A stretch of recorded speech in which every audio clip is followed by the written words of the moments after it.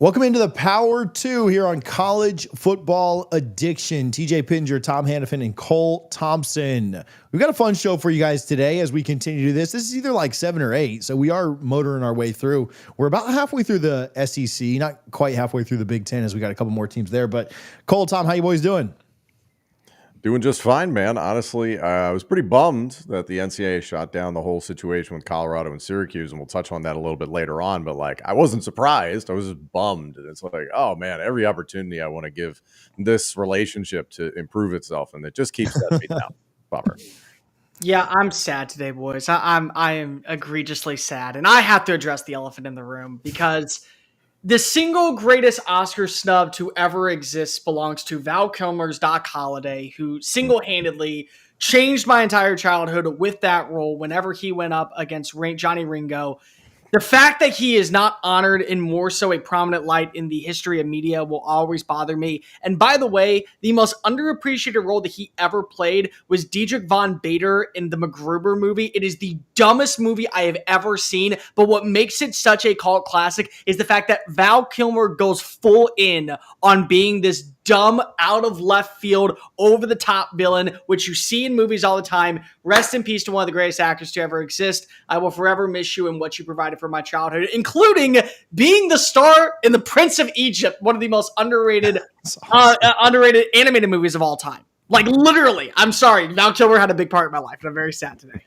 I didn't know that that's the route you were going with this. I thought you were going to say you were sad that the SEC now holds the record for the most tournament losses in. Oh yeah. Hey, we have to have a lot of teams for us to have that many losses. So, listen, that'll win in itself too. The facts don't ruin my narrative with good facts. All right. Mm-hmm. Yeah, exactly. All right, we're going to talk about the Florida Gators today as we make our way through the SEC. We'll talk about UCLA in the Big Ten. We'll play a game of buy or sell. It's a really boring name there for that. Maybe we can come up with something at some point if we continue. Smash it or trash it. That's what we're going to go with. I like that. Oh, I like that. Smash it or trash it. Smash it or trash it. Smash it or trash it. There we go. And then speaking of smash it, we'll talk about some top tight end rooms. And then Tom owns the wild card today. So we will see how that goes. The best thing about owning the wild card is you can't lose that week. That's why I hadn't given it up until Cole kind of came and snatched it last week. So I was undefeated until you guys switched it up on me. So all right, but let's get into things. This is one that, man, maybe hurts my heart a little bit to have to do, but we're going to do it to them. The Florida Gators in 2025. Cole, get us started.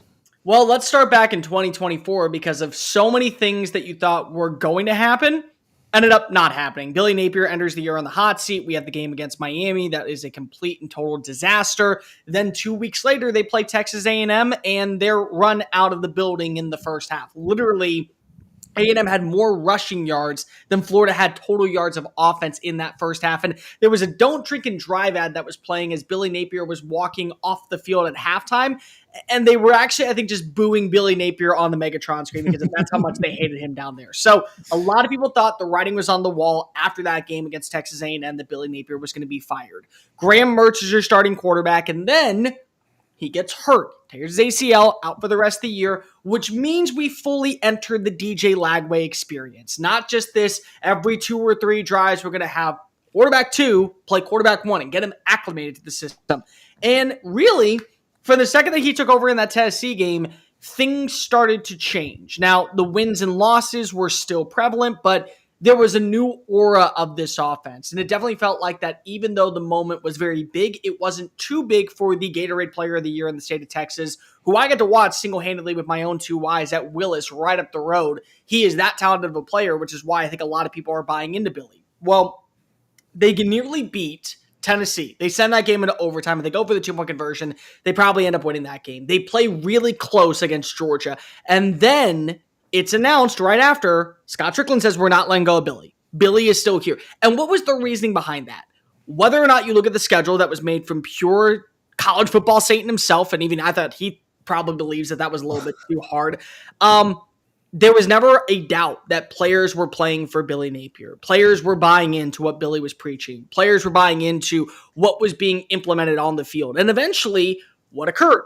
we finally got to see the upsets and what the future of Florida football was. An upset win over LSU to knock them out of the college football playoff hunt. And then a week later, an upset over Ole Miss, who was leading going into the fourth quarter. And then, unfortunately, Jackson Dart had the biggest blunder that knocked him out of the Heisman Trophy conversation and Ole Miss out of the college football playoff race. They finished the year off with a win over your Florida State Seminoles, TJ, and they go 7-5 before dismantling Tulane in a really underwhelming DJ Lagway, but still promising performance overall from Florida to finish 8-5.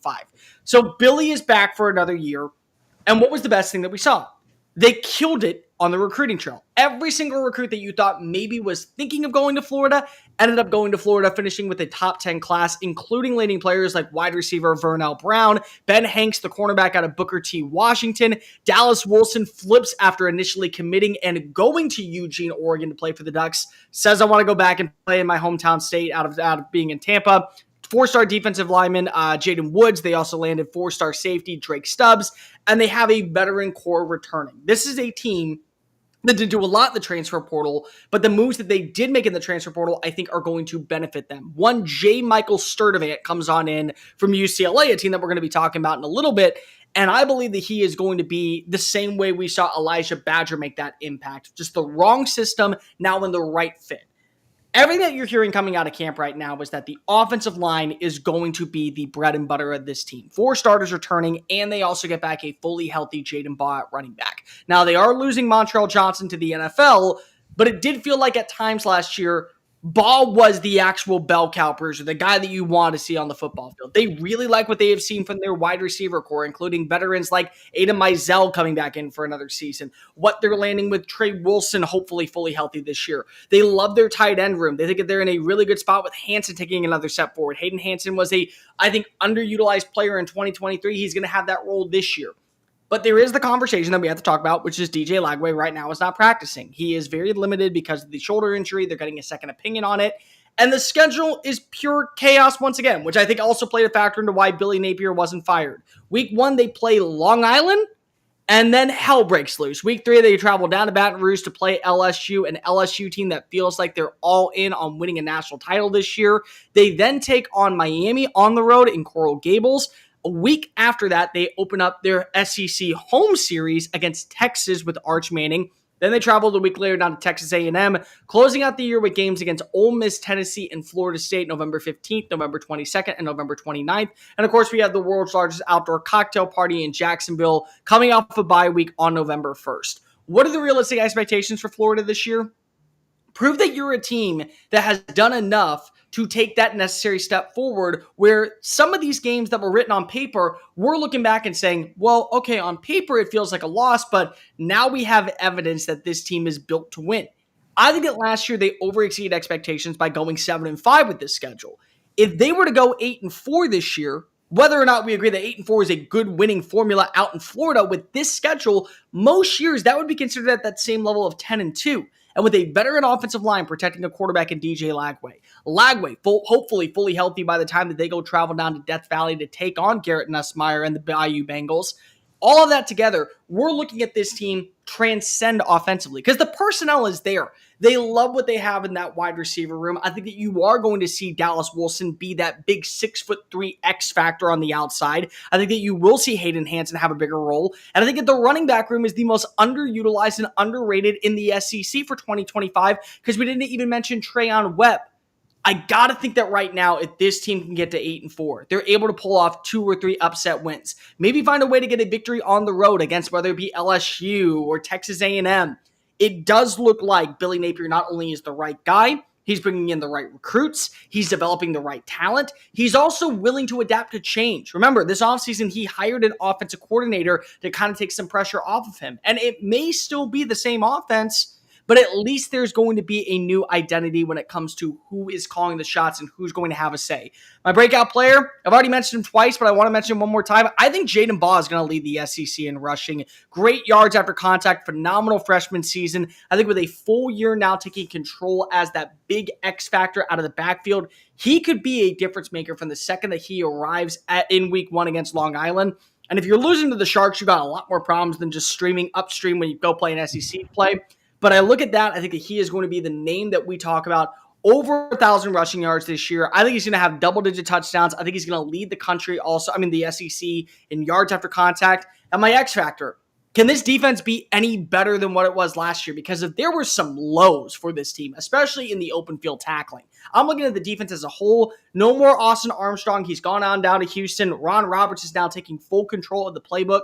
Can you be better in the secondary making those open field tackles? Can you regard making sure that those explosive plays of 18 to 25 yards downfield aren't happening on your home turf? And can the swamp be an X factor for you in must-win matchups like against Texas or whenever you take on a team like Tennessee late in the season or when you welcome in Mississippi State? Can those be some games that you look at and say, not only are we a dominant offense, but our defense is improving week by week? So when it comes down to that Florida State weekend, maybe, just maybe, they're in that hunt to make it to the college football playoff as an at-large bid. Cole, when it comes to DJ Lagway, there's a lot of people thinking that by the time 2025 is said and done, he could be the best quarterback in the SEC, maybe even the country. What is a realistic past player comp for the performance you expect to see from Lagway this year? Not the finished product once he's all done in college, but like, what do you expect this year? I'm going to be completely real, and it feels disgusting to even compare these two because of their crosstown rivals, but I look at what Jameis Winston did, and I think that you could see very similar traits with what DJ Lagway provides.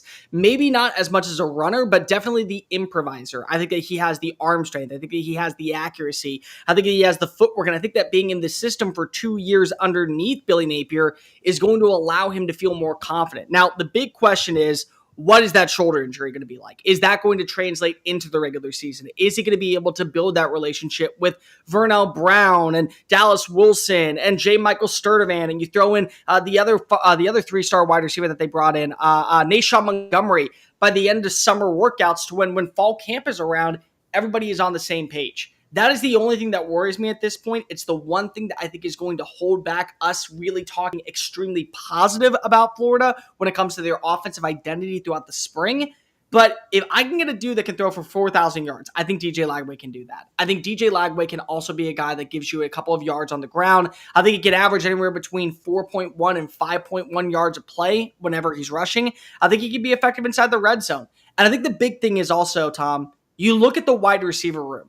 They have every type of wide receiver you want. You need the vertical threat. You got your guy in Aiden Mizell. You got the big-bodied receiver. Welcome in Dallas Wilson. You got a dude that can play in the slot, be able to work the intermediate part of the field. Welcome on in and welcome back Trey Wilson fully healthy. So the cast of characters that is around DJ Lagway, I think, can elevate him the way that in 2013 we watched as Jameis Winston took over games and really solidified himself as not just the premier passer, but one of the next big stars in the Sunday game, still with another year on Saturday. I think for Lagway, the biggest thing, and before I say that, I think you'll both piss off Florida State and Florida fans for comparing him. Yeah, so I know I will. I'm okay with that. Feat accomplished there. But I think his biggest thing, and I'll even kind of give him credit.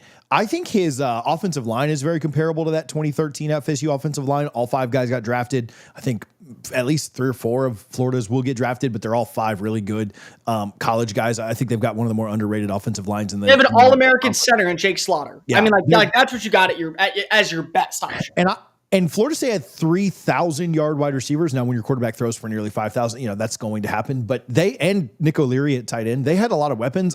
I think Florida's wide receivers may be more talented. Now, they're less experienced because some of those are 5-star freshmen, right? And so they are less experienced than like a Rashad Green was or a Kelvin Benjamin or even a Kenny Shaw, who was a senior that year. Nick O'Leary was a 5th year. Like, they had a lot of time put together and a lot of time in the system. Lagway's biggest problem to me is the short to intermediate. And I thought Jameis took that so well. He did that so well in college of taking that underneath stuff to Rashad Green and to Nick O'Leary. And that's where I think Lagway struggles the most. And so that, to me, the biggest question around him is, can he make that jump? Also, I guess, putting aside the question of the injury, right? He got banged up last year with the leg. Obviously, we've got a shoulder issue right now. So I don't want to I don't want to paint a narrative that he's injury prone, but it's 2 in a year, right? We gotta cut that out if you're going to take Florida where they need to get to. But can he clean up that short to intermediate stuff? Because he was absolutely dynamic down the field, but just his passer rating and his advanced analytics on short to intermediate stuff wasn't great. Florida fans will tell you that. That's not me being a hater. If he cleans that up, I mean, he's got a chance to be in New York City for the Heisman, right? Now, I don't know if he wins it, right? Like, that's more about who wins the games at the end of the year. But I do think that if that is cleaned up and he plays a full season, gets through it, the ceiling is astronomically high for this team. Also, you talked about the defense. I think they had like 20 plus sacks in the last 3 games against Ole Miss, LSU, and Florida State. Now, some of that is Florida State, set records for how many sacks they gave up this year. And so but they had like 8 sacks against LSU too. Like, it wasn't just playing a bad Florida State team. They were all over things. And can they get that same level of production out of their defense for the entire season? Because they were really good in the back half of the year, but they weren't very good in the front. If they get that for the full year, that's a big deal. Also, the last kind of thought on Florida, they do have that 4-week stretch that even Feinbaum has talked about. Hey, they're supposed to lose all 4 of those games against LSU, Miami, Texas, and Texas A&M. If Vegas was making odds on those 4 games right now, they would be a dog in all 4 of them. Now, if Miami has 2 losses by the time that game happens, Florida's going to be a favorite in that game. If Florida's 3-0 in that stretch, when they go to A&M, they'll probably be a favorite there. So things can change. But yeah, if they need to, at worst, in my opinion, go 2-2 in that stretch if they want to get to the expectations that they think they can get to. Can't go 0-4, right? Even if you went 1-3 and then you find a way to win out or lose just 1 game the rest of the year, you finish 8-4. Maybe that's a little underwhelming for what Florida fans really want. At the end of the day, they're over under 7.5. And I kind of lean over on that. Maybe I'm drinking Kool-Aid that I shouldn't be drinking, orange and blue Kool-Aid. Well, it's actually Gatorade, if you know anything too. I'm not. We're not allowed to drink that where I'm at, but it's Powerade only. But I mean, I kind of lean there over. But that 4-game stretch, again, you're taking on an LSU team that, again, is all in. You're going down to Miami. I don't think Miami's going to be as good as they were last year, but at the same time, they put 41 points on them in the Swamp. I think that their offense will move and do a lot of things well. I think that'll be a really fun matchup. You welcome Texas in, who's been to back-to-back college football playoffs. I think A&M is probably the most winnable one. They've got the most questions around them from a team perspective, but it's never easy to win in Kyle Field. We saw what LSU did there last year. And so, I mean, that hell stretch right there is just unimaginable, right? And I don't think they do. I think they probably end up splitting that, to be very honest with you. But there's a chance, they could go 0-4 there. And if they do, the season's over. And we don't even, will Billy even have a job at that point, right? You still got to welcome Tennessee. You still got to play your rivals at the end of the year. I'm not expecting much out of Florida State. I know we'll do them later. But, and you got to go play Georgia and Jacksonville. Like that, you can't go 0-4 there, right? I mean, worst case, you have to go 1-3. But I kind of lean towards 2-2. I know that I don't know where the 2 wins come. I think Texas is probably the toughest, even though it's at home. But I think that we'll know everything we need to know about Florida halfway through October. 2 things I want to bring up real fast. This is going to be a veteran defense, and they didn't really address much when it came to the transfer portal. They lost players. Kelby Collins is no longer there. Jack Pyburn is no longer there. TJ Searcy is no longer there. But when you look at their depth chart right now, there are only 2 underclassmen projected to start this season. So it is a veteran unit top to bottom, with Tyreek Sapp coming off of the edge. And what you have with Caleb Banks coming on in as the transfer. You would still have 4 players of your secondary that have all had it multiple reps, or they're juniors or seniors. You have Devin Moore coming on back in. Great. Pup Howard's still there for another year playing at the outside linebacker spot. So this should be a defense that, if you didn't add anything in the portal and you feel good about the direction of where the young up-and-comers are going to be as rotational options, you should feel like that your results are going to be better. And I will go a step further than you, TJ. There are 6 games that they have to go 4-2 in. LSU, Miami, Texas, Texas A&M, Georgia, and Tennessee. If they can go 4-2 in those matchups, and we know what they do whenever they play Tennessee in the Swamp, if they can at least go 5-1 in those matchups at that point, because of just can kind of chalk up the SEC, if that's the case, you have a shot of going to Atlanta. I mean, you have a shot of literally playing for a conference title, and you can lose to an Ole Miss on the road, and you still would feel pretty content about where you are. And then, of course, depending on what happens with that game against Florida State at the end of the year, it's not going to hurt you from going to Atlanta and playing for a conference championship. I think Lagway has all the tools. I think the offense is going to be that much better. I think the fact that there's such a veteran feel for this team, You may not want to be drinking the Gatorade because I'm going to force you to say those words, TJ, but I am going to be drinking the Gatorade. This team may not make the college football playoff, but a lot like South Carolina, I think at the end of 2025, we're going to feel like that this team has done enough to where, yes, they should at least be considered a part of the realm and the conversation of that last spot in, that 12 seed. Let's not go ahead and just count it out entirely for Florida. So in that 6-game stretch, you just mentioned them, the 4 together, LSU, Miami, Texas, Texas A&M, Georgia, Tennessee. I mean, do you have them going for, like, what would you project there? Right now, I would say 3-3. Yeah, that's where I'd probably land. I would say 3-3. I think if they lose I think if they beat Tennessee right now, I think if they beat Texas A&M, I think they beat Miami. I think they lose to Texas. I think if they lose to LSU, and then again, you got to look at that.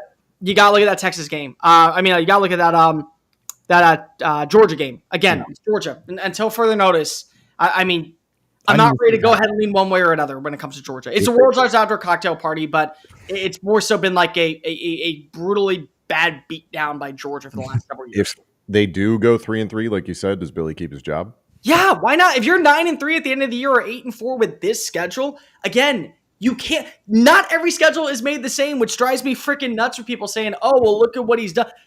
There's teams that have like the 78th ranked schedule and they go 8-4, and he's going 8-4 with the second ranked schedule in college football, only behind Oklahoma. Yeah, you have the right guy. And as long as you're bringing in the right recruits, and I'm seeing Dallas Wilson and Burnell Brown and Jaden Baugh and my quarterback taking the next step forward, and my defense is playing really well, but we're losing on game-winning field goals or just a last-second Hail Mary attempt, I got the right guy. I can't go ahead and bail ship when he's had back-to-back tough seasons when we know an easier season is on the horizon. Yeah, the bigger question to me is if they go 0-4 in that stretch or 1-3 in that stretch and then lose to Georgia, lose to Ole Miss. How competitive are they in those games? You know, you can't have this talented of a roster. How it looks. You can't. I mean, now Lagway didn't play and they had like 3 guys out of their secondary, but they lost to Texas by $1 billion last year. That can't happen in the swamp, right? Like it happened with Miami last year. They can't afford another one of those, even though it's Texas, right? So, and then same thing. Tennessee comes in late. Well, you've owned Tennessee at home for the last 30 years. You can't. Nothing can go wrong there. You can't. I mean, honestly, you can't go 0-4 to UGA. Like there's got to be some things. But yeah, 7-5, he's completely safe. 6-6 would probably be a question if they don't make a bowl. I think he's gone. I don't think there's any way around that. I don't always get hung up on the number of wins of like we're betting on it, like over under he keeps his job. Like if it's 7-5 and it looks competitive and it's the right 7, then you're like, okay, cool. But it is going to be that razor thin margin. But you can't also convince me to say, hey, we're playing close in the fourth quarter against USF. We got to win. Like, that's one of the 7. Like, if you have that game, you better dismantle Ole Miss. You better put up points against Tennessee. You better throttle Florida State to counteract that. Yeah. Florida will be interesting to see this year. Cole, thanks for talking to us through them. Let's go over to UCLA. And what are we expecting from the year 2 of this regime here, Tom? Yeah, from one team that will be sniffing the college football playoff to one that probably will not. Nothing against UCLA, but 2024 finished 5-7, 3-6 in the Big Ten, lost 5 straight games early in the season to Indiana, at number 16 LSU, home versus number 8 Oregon, at number 7 Penn State versus Minnesota. Very difficult year for UCLA, their first year in the Big Ten, plus all the extended travel that comes with that. They ripped off 3 straight wins of the Big Ten play against Rutgers, Nebraska, both those on the road, and then at home against Iowa. Last 3 weeks of the season were all West Coast, a loss at Washington, loss versus USC, and a win versus Fresno State. They've done something similar with their schedule this year, and that they've got basically it bookended, and that the opening part of the season is mostly West Coast, and the back end of the season is mostly West Coast. Season opener is going to be against Utah. First 3 games all out west. As I mentioned, Utah at UNLV, which we'll see what that looks like under Dan Mullen. So that's not necessarily a gimme considering they played the last few years. UNLV has been pretty stout. And then Nevada to round that out. Then they get Penn State on October 4th at home, at Indiana November 8th, at Ohio State November 15th. Last 2 games are versus Washington and at USC, so that is going to help them a little bit. Their travel is really the challenge for them. All these teams that came from the Pac-12 and joined the Big Ten have been dealing with that aspect, and if you're Oregon and or USC and you have extended resources, maybe a little bit better situation in that department, it's going to make that a little bit easier. Key returns.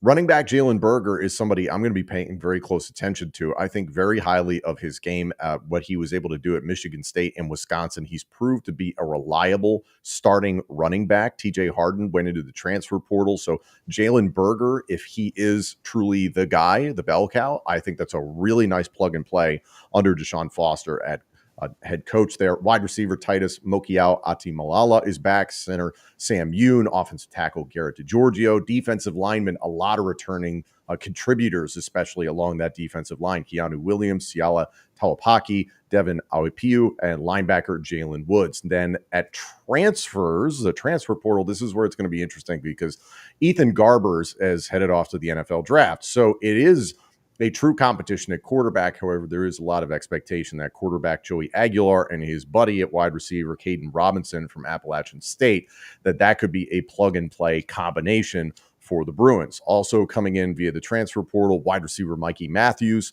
from Cal, offensive tackle Julian Armella from Florida State. Thank you very much, TJ. Offensive tackle Cortland Ford from Kentucky, and an interior offensive lineman Eugene Brooks from Oklahoma. There's more Sooner blood in this, and I'll get to in a minute, but 20 total transfers in, 8 of them were at defensive back, 11 total on defense. This is a team that did struggle defensively last year, so they're going to need some help, and a lot of departures on the defense in this cycle.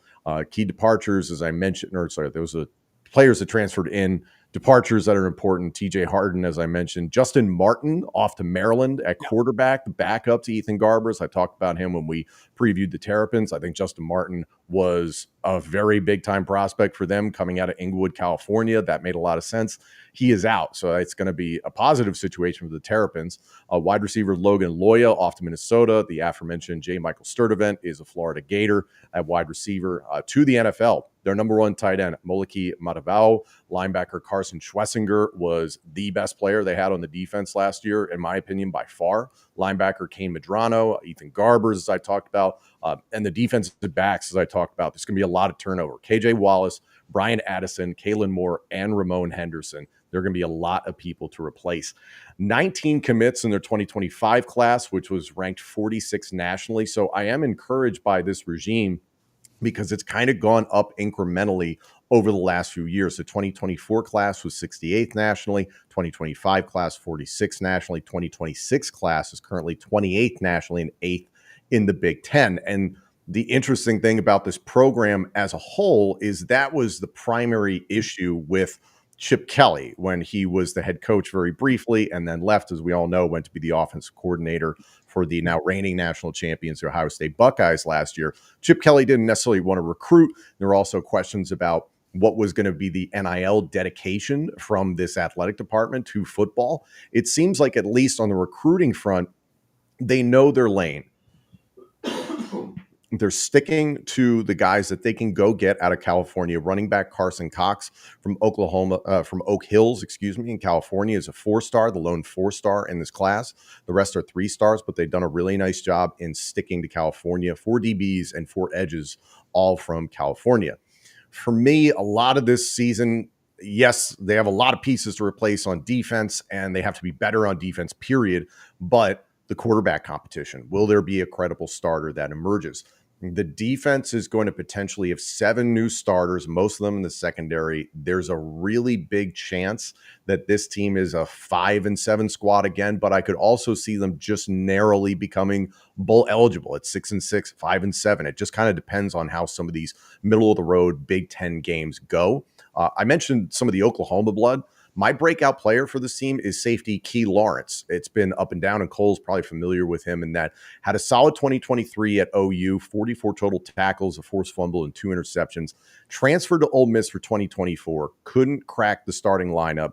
Played in 4 games, redshirted so that he could play his last season elsewhere. He has a chance to start and be a big contributor for UCLA within the Big Ten. And the X factor for me, again, it's quarterback. If it's Joey Aguilar from App State, he had over 3,000 yards passing last year. Completion percentage, 56%. Nothing really to write home about. 24 touchdowns through the air, 13 interceptions, chipped in with 2 rushing touchdowns. And then Caden Robinson, 54 catches, 840 yards, and 2 touchdowns from the aforementioned Joey Aguilar. So is that the answer? Is it leaning on Jalen Berger, considering this is Deshaun Foster's team? He's going to want to have a bigger emphasis on the running game. That was evident last year with TJ Harden and running back by committee at times. So it's kind of a wait and see situation with UCLA. But right now I feel like they do seem to be trending in the right direction under Deshaun Foster. Let's talk about 2 things real fast. You already mentioned Joey Aguilar, and I get it. Last season, there was complete underwhelmingness, led to the firing of Sean Clark. It brought in Dowell Loggins. He's now in Boone, North Carolina. But you got to remember back in 2023, this was a guy that had a 63% completion rating. He had 33 touchdowns. He's going to be an interception guy, but the reason why is because of he's averaging 450 pass attempts in a season. So the numbers are going to be up. He still had a passer rating both years of over 135. So my question for you would be, what's the leash for Joey Aguilar? Is it simply, hey, you got to start off really hot, we got to be able to maybe get that upset win? Or is it, we are having an open competition, you came here because of you weren't welcome in Dowell Loggins' offense anymore, so we got to make a switch? Like, is that the feel you think, or is it more so, we're going to give you every opportunity to prove why you're not the guy? So for me, watching this team last year, and granted, it's a change because you saw Eric Bieniemy as the offensive coordinator last year. So definitely more of they brought in Sincere, right? Yes. Yeah. And it's like Sincere, I don't expect it to be something crazy in terms of a departure. Like Bieniemy, I really don't know what the hell happened there and why he's bounced around as much as he had, considering the success he had in the National Football League. But I digress. Sincere being more of a pro-style quarterback throughout his career, played at Pitt, number of stops in the National Football League.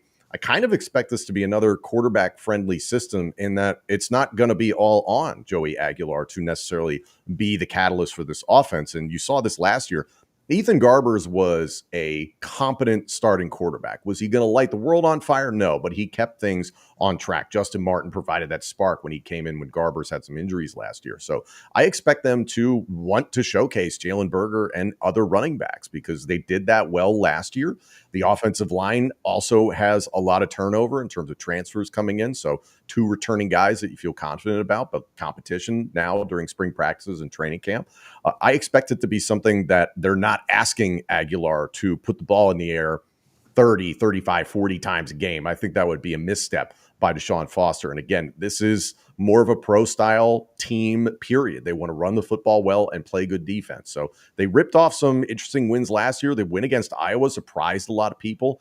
And especially you can beat a team of that caliber, that discipline, you're trending in the right direction. It's a little program building thing, I think, for UCLA. So do I expect them to break out this season or within the next 3 years necessarily under Deshaun Foster? You know, time will tell. Can they stack recruiting classes? But at least with Aguilar this year, if he emerges as the guy, there's a lot of young competition at quarterback, then they could be setting him up for success. And it's like, hey, hand the ball off and we'll take care of you on the back end. I have a theory, and I don't want to bring this up because I like UCLA, and I think that UCLA should be viewed as a more prominent program just in college football because of what it is out in the West Coast. But you've already mentioned NIL, and it feels a lot like Arkansas. There's NIL funds, but it's going to baseball, it's going to basketball, it's going to our other sports where we feel confident we're going to compete, we're going to be able to be in the hunt for a national title, and every few years we're going to win one. That becomes the thing for UCLA, and Deshaun Foster is able to take this team to 7-5. Just 7-5 for 3 straight years. Does he start to become a name that is a hot commodity for other coaching jobs? And then because of that, you realize that the resources aren't there, the allocation of funds aren't there. So why is a absolutely up-and-coming group of 5 head coach going to consider a place like UCLA? It's so funny how a year ago, everybody was bagging on this guy because of Big Ten Media Day, and that didn't seem like he was ready for the role. And granted, Chip Kelly went out. It all happened very quickly, and getting Deshaun Foster felt like, well, he played here. He's a legend here. He's a legend in the National Football League. So it just kind of fit the program. But I think there were people nationally and locally who were like, this might be a 1-year like interim type of feel. And it just didn't feel like that by the back end of the season. He understands the team. He understands the culture. He understands the area. I think that's really important. Like I mentioned, getting guys locally from California, you're in that hotbed. You need to dedicate more in NIL because there's such fierce competition locally and nationally for that talent. If you can get that homegrown talent to stay and get developed there, and you're Deshaun Foster, you're like, I'm with my school. He could want more, of course. You're within the Big Ten. You're in a pretty good situation, all things considered. You're in one of the best recruiting beds in the country. This is kind of like playing EA college football, and you start a dynasty with Kennesaw State because they're in Atlanta, and you're like, oh, great, this will work out. It's better than that. I'm exaggerating, but still, you're in a good situation with UCLA. And if they can dedicate a little bit more to football than they would for basketball and baseball, as you mentioned, that would really help them. But Deshaun Foster, I think it's only now that it's going to take a year or two, I think, for people to really be like, we should go grab this guy. Let's move out of the Big Ten and move over to what Cole has affectionately dubbed smash it or pass it. I know this says buy or sell down here, but I'll edit that the next time we do it. We mentioned this in the intro. Hey, if you're watching this on Twitter, X, whatever you want to call it, we do this live show over on YouTube every Wednesday at noon. So go over there and subscribe. I can't guarantee that it'll always be on Twitter and X, but hopefully giving you something to ignore your workday with today. Smash it or pass it. We talked about this in the intro. Colorado, Syracuse shot down by the NCAA. I mean, we have good call, bad call here, but I think we'll all have the same take on it. Just want to quickly get yours. I did just interestingly enough see Mike Gundy say, which, certainly never at a loss for words or, not wanting to put his opinion out there, say, well, what's the NCAA going to do? Just do it. And that, I did a video, a solo video on this moments after this was announced by the NCAA because we all kind of knew this was coming, and so kind of had my take on it. But that was my take. What are they going to do? Call it an NIL event when they tell you you're in trouble for doing it. Sue them and say that you're keeping kids from making money, and they'll lose in court again. So I'm with Gundy. Play the damn game. And what are they going to do? We had coaches from literally other teams, no shots at certain programs, up north, but on other sidelines in the NCAA kind of slapped that on the wrist. What are they going to do about joint scrimmages? Absolutely nothing. But the NCAA proves its incompetence. Who wants to go first here and rag on them as we move on here? Tom, you like to rag on them, so go for it. I love to rag on them. Yeah, Brett Bielema, to your point, from Illinois, was one of the people who shot this down. So it's just like, it's like being in a toxic relationship where you expect the person to change and they never change. And that's the NCAA. They never change. They're just trying to avoid getting sued. When was the last time you saw the NCAA make a ruling where you're like, wow, you're moving the sport forward? Congratulations. The reasons they gave, my brain can understand them, that it's like, hey, you're not giving a competitive advantage to everybody. This needs to be open to every college football program. I can agree with that. Is that, yes, this would be a huge advantage for Colorado and Syracuse because you're just getting maximum eyeballs on you, and you'd be theoretically the only game in town like this, and one of the few spring games that's actually going to air this month. So yeah, I understand the reasons, but as a fan, and ultimately, this is a business. And I know people really don't want to hear that. They just want to hear their schools, their players, their coaches, their communities being showcased, et cetera. But this is a business. Aren't you guys trying to get eyeballs on the product in the off season when you're dying for attention? Wouldn't we talked about on this show? Wouldn't Fran and Dion mic'd up for maybe 2 to 3 days, and especially for a live spring game, be amazing TV and be something revolutionary for the sport that is in this state of flux and needs to take a step forward? Yeah, terrible idea. The thing that Fran Brown said, and that he said it in jest, he's like, if Bill Belichick had proposed this, they would have gone for it. Now, he immediately said, he's like, I'm kidding. And I understand people will take the racial element of that, completely understand how that got perceived. If anything, what this read to me as, had Fran Brown and Dion not done this publicly on social media, and then they done it privately behind closed doors and asked permission as opposed to forgiveness, maybe it would have happened. And that's the horrible thing about the NCAA, is that they're always going to want to be asked for permission. And the forgiveness thing often comes with a lawsuit.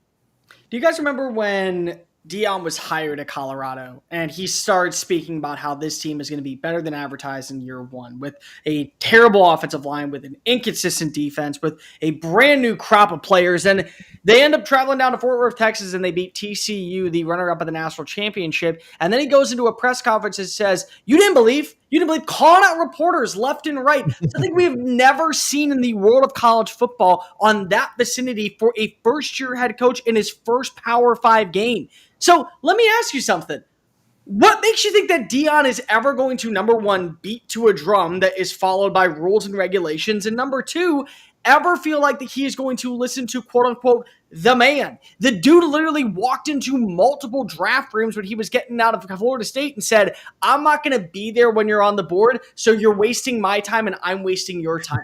So why not go ahead and just continue to have the game? Guess what? You just signed a lucrative contract that's going to keep you very well paid for the next several years. In fact, he's making more money at Colorado than he ever made playing in the NFL, which kind of speaks volumes to how much coaches get paid in today's game compared to 1985. But still, I'm looking at that and I'm saying to myself, you know that you can pay the fines if you had to. And guess what's going to happen? You sign on the dotted line. I'm not going after any Syracuse players. Syracuse signed to the dotted line. I'm not going after your stars. And we end up having a shit ton of money that's going to come on in and better ourselves and better our program. And as long as we agree to do it one side at the other side, why would we not say this? It's a trash move by the NCAA. It should be a cash move by both Dion and Fran Brown to go ahead and reap the benefits of playing in this game and paying the consequences later on. What is the, Tom mentioned this, and I get the logic by the NCAA on like, oh, well, it's an unfair advantage if you guys go do it. But what is preventing Brian Kelly from calling Brent Key and doing this? What is preventing Mike Norvell from calling, I don't know, Hugh Freeze and doing that? Nothing. There's no, and I know that Colorado and Syracuse are the ones that filed for this, right? They're the ones that asked, can we do this? And I totally agree with the whole permission versus forgiveness, right? If my kid eats a cookie, I'm not punishing them. I'm just saying, hey, don't do that next time. Whereas if they ask for a cookie, I'm saying no, right? But so just eat the cookie, right? Like when I'm not looking. But yeah, nothing is preventing any other team from doing this, right? And so now, have some teams already started spring? Sure, but it's not like Dion and Fran have been planning this for 6 months. This is 2-3 weeks old. And so, so I get the logic there by the NCAA, but yeah, the right move would have been, sure, go ahead and do it. And anybody else that wants to do it, go for it. Do what you want. And again, just play the game. All right, so we don't run out of time today because we got a couple more things. Dion's extension, just very quickly, what does it mean big picture? Cole, you can start us off on this side. It means that Colorado is going to be a player for a national championship. And I don't know if they'll ever get there, but what I will say is that they will be a player and contender for any prospect that is entering the transfer portal. Dion will continue to sell the identity of what Colorado football is, and they should be viewed as a legit team that could at least make the college football playoff as the representative from the Big 12. The Big 12 and the ACC, I truly believe every few years will flip off how many teams are represented. I think Colorado can be in that conversation for 9+ wins. I think that they're going to bring in better recruits. I think that when you continue to see the development of talent, he is going to be able to say, this is what I have done. And more importantly, Colorado is going to strike gold in what they would have to get in refinances because of the buyout is so lucrative that whoever is paying it, they're at least paying back Colorado to guarantee, hey, we're losing some talents, but at least we can go ahead and use this money elsewhere for NIL purposes. It's a win. I don't think they're going to compete for a national championship. I think they could compete to make the college football playoff because you could see them in contention within the Big 12. The bigger experiment outside of the transfer portal is, will Deion Sanders' slew of celebrity coaches actually prove to be good coaches and develop these players into becoming a credible team that could contend for a national championship? And ultimately, I think Deion's out another year or two to Florida State. So you're still buying into the Florida State hype. I am. I'd buy that. Yeah. I think also as a parent, his sons have left. Maybe after a year, he's like, I don't want to be in Boulder anymore. Well, we could use an influx of some excitement in Tallahassee. I'm dreading the day that I have to break down the Seminoles. Actually, maybe I'm just going to make you two do that, and I'll just sit back quietly with some popcorn. You're not going to. Stanford makes a hire. Andrew Luck is their GM, fired their coach last week. This happened right after we got off the air, so we didn't get a chance to talk about it now. It's not necessarily new news, although the hire just happened. Thoughts on the temp hire and what the heck's going on at Stanford?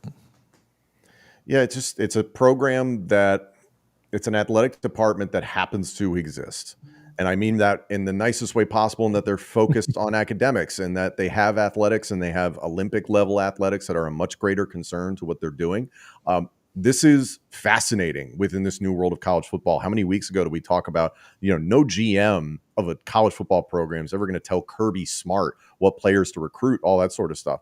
well, is that what's about to happen? Because like, what is Frank Reich really going to do between this April 2nd and the season starting? Like, he's not going to go recruiting. Like, so who's going to go do that? Is it Andrew Luck? Like, I think this is a huge paradigm shift in college football. So moving on from Taylor, sounds like some of the internal issues, off the field issues were significant, and they made the right decision. Getting Frank Reich as a 1-year rental, Reich potentially having an eye on going back to the National Football League, doing a solid for a player he once coached in Indianapolis. Totally understand that, but like, it is kind of a wonky situation, and it is a power shift if this continues. Doesn't really matter for 2025. This is still going to be a team that is underwhelming, but I think for the long term, it shows, number one, Andrew Luck is going to have massive control on what happens with the football organization. And I do believe, and call me crazy, and I'm okay with going down on this hill, eventually you will see Stanford back in the Pac-12. I do not believe that they will stick around long-term in the ACC. I think when the opportunity arises, he will make sure that they move down to that level. And what is that level going to be? Whether you like it or not, the Pac-12 that we once knew and loved is no longer a Power 5 conference. No matter how much they want to kick and scream that we have enough representation, it'll be a G5 school. And very similar to what we saw when the Southwest Conference went away, several teams that were once viewed as prominent programs will kind of fall down the shift. I think Andrew Luck is going to have a major say on what the future of Stanford Cardinal football looks like, including the hirings, the firings, the personnel that they bring in, and eventually, when the opportunity arises, the shift back to the West Coast style of football that is going to make this team that much more complete as a G5 representative that maybe could punch its ticket into the 12-team college football playoff. I'm going to let you guys pick this. We've got about 12 minutes till the top of the hour. Do you want to try and rush through tight ends really quickly, or do we want to move to the wild card? Is it a fun one, Tom, and we can move tight ends to next week?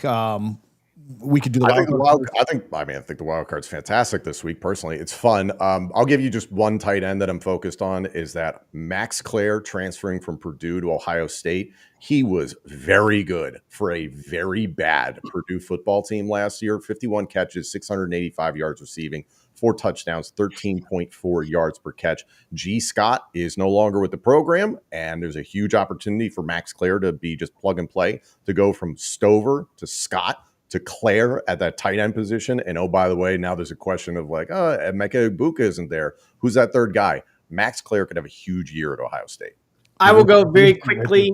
90 seconds or less on 3 tight ends in the SEC that I'm paying attention to. Number one, can't believe that I ever thought these words would come out of my mouth. Eli Stowers, who was a quarterback that is actually going to be back next year. He ranked 4th among all tight ends last season in yards after the catch with 373, and he led all tight ends in missed tackles with 13. Already has a great relationship and rapport with Diego Pavia. The two of them, I think, have an opportunity to really transcend what we know about Vanderbilt's offense and build a really good rapport. I think also Miles Kitselman, who may end up missing most this spring. We don't know when he's going to be back this year. He has a really good opportunity to help out with Nico Iamaleava. He hasn't dropped a pass throughout his entire college career, going back to Alabama and when he was at the JUCO level. So there's a lot to like about his hand usage. I think he's also a very good upside in run blocking, so that's going to do wonders for Star Thomas.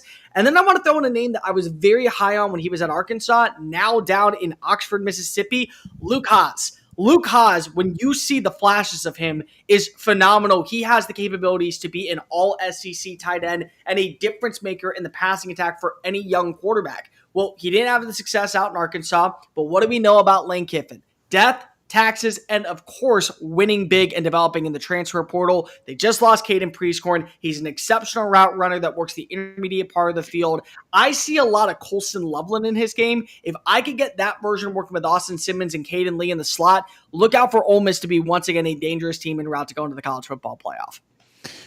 All right, I don't think there's going to be another position group that I can do this with. So I will give I don't think any of these guys are stars yet. I do really like Florida State's tight end room, and I do think that the way that they're going to run offense this year with a lot of option and a lot of mobility from the quarterback position is going to let their tight ends have really good years. I like Landon Thomas, big battle FSU won against UGA. He was a 5-star when he committed.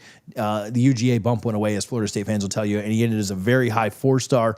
Saw a lot of time as a true freshman. He was Florida State's best tight end last year as a true freshman. Marqueason Douglas is back from ASU. I've heard he's had a really, really good spring. They got Randy Pittman from UCF, who had a killer year, transferred over with Malzahn and Herb Hand, the offensive line coach. Amari Williams was their second best tight end last year. He moved to defensive end.